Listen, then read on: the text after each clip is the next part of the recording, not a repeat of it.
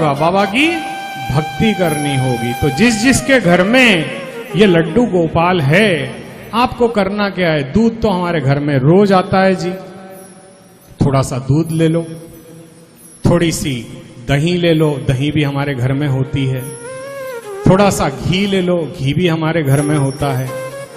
पानी तो जी होलसेल में है हमारे पास, भर भर के टैंक है, और हरियाणा में तो नहरें बहती है जी पानी की। तो एक बाल्टी पानी ले आना, और हर समस्या का हल एक तुलसी दल। मेरे बाबा को क्या चाहिए आपसे? केवल एक तुलसी।